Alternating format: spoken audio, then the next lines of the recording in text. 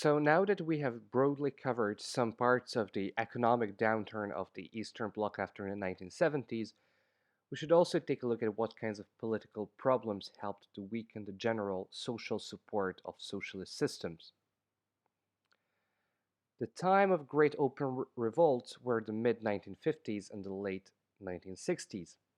In June 1953, East German construction workers started a strike which evolved into a massive uprising against the harsh and repressive East German socialist government. Around 1 million people were involved in protests against the regime in hundreds of different towns and cities in East Germany. However, the uprising was crushed in a single day by the East German and Soviet armies. 3 years later, there was a similar series of protests evolving from workers' strikes in Poland, which prompted Hungarian intellectuals, students, and later workers to protest in solidarity with their Polish brothers, which turned into the 1956 revolution in Hungary.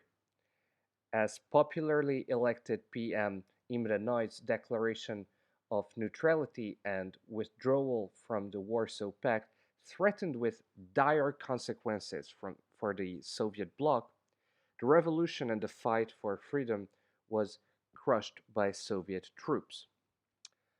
Probably the most famous revolt beside the Hungarian one was the so-called 1968 Prague Spring, which was named after a series of reforms in the spring of 1968 by Alexander Dubček, Czechoslovak socialist leader, who attempted to liberalize the Czechoslovakian socialist system by partially decentralizing the economy and loosening restrictions on media, speech, and travel.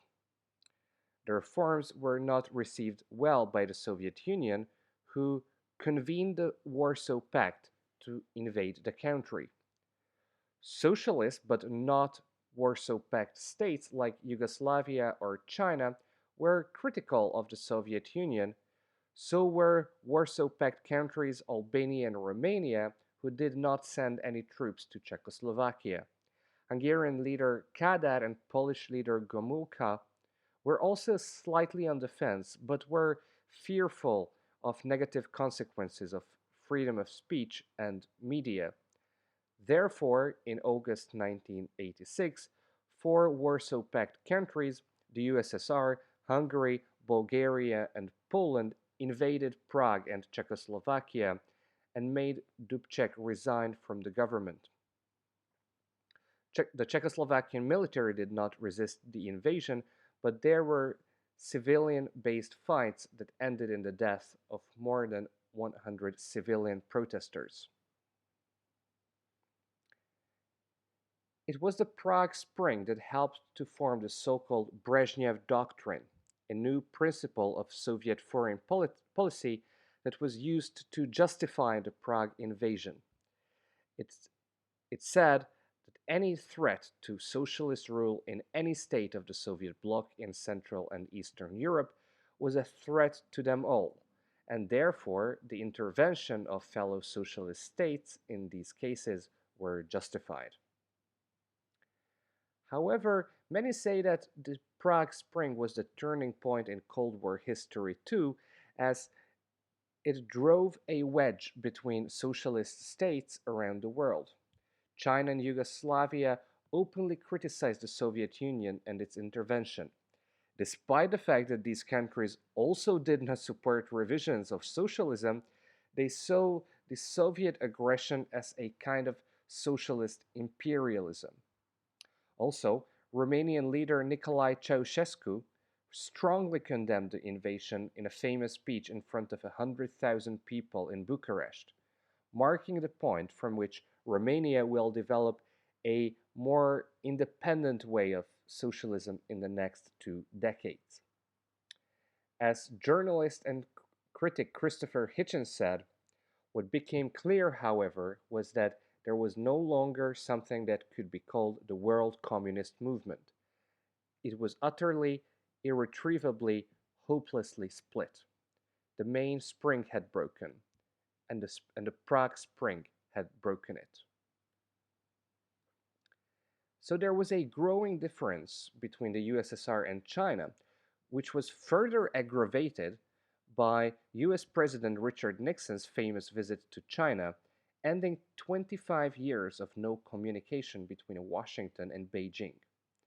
This, I would argue, is quite an underrated historic event, as it was not just a simple diplomatic meeting.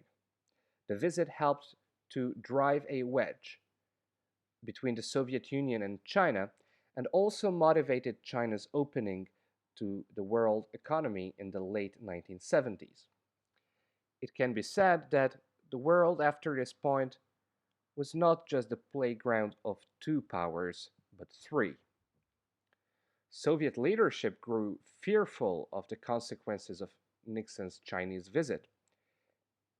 Premier Leonid Brezhnev and President Nixon soon negotiated to sit down at the Moscow summit in 1972, only weeks after the historic visit, to make peace and to start the disarmament of their nuclear arsenal with SALT I, or the First Strategic Arms Limitation Treaty.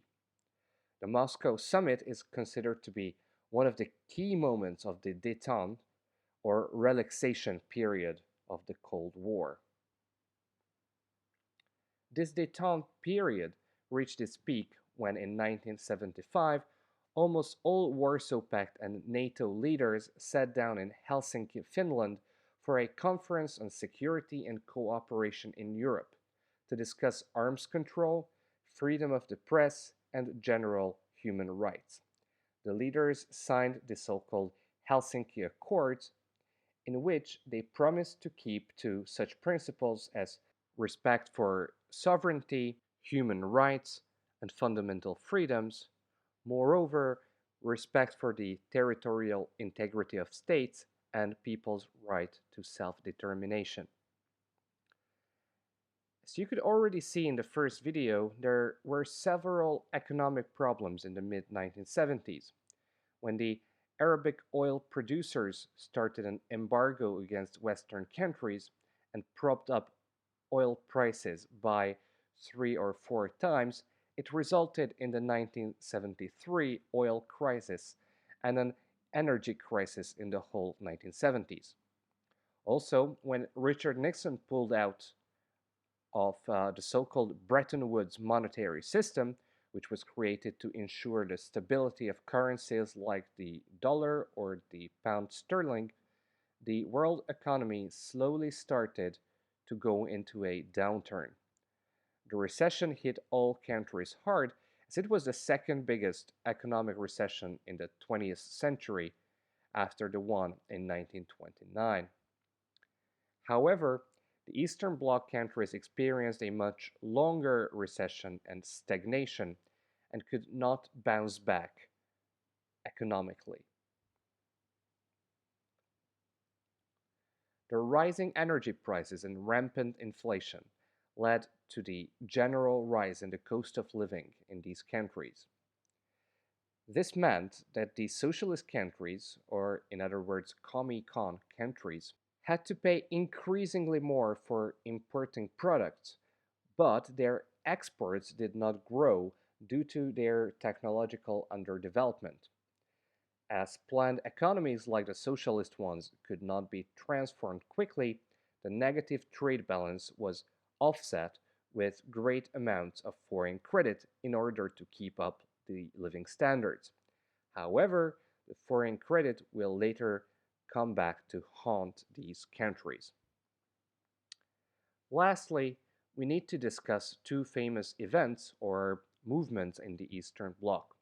The first one happened in Czechoslovakia in 1977, when prominent intellectuals, including Václav Havel, published a manifesto called the Charter 77, summarizing the failings of socialist leadership and their lack of adherence to the Helsinki Accords, which the Czechoslovakian leaders had also signed. Famously, Havel, who later became the first president of the independent Czechoslovakia and then later the Czech Republic, was put under surveillance of the secret police and had to spend time in prison on multiple occasions. Another important movement was Solidarność, or Solidarity in Poland, which was a workers' trade union founded in 1980 at the Lenin shipyard in Gdańsk, with Lech Wałęsa as its first chairman. The organization's membership peaked at 10 million in 1981, and they used methods of civil resistance against the socialist government. Lech Wałęsa was later awarded the Nobel Peace Prize in 1983, and the union is widely recognized as having played a central role in the end of communist rule in Poland.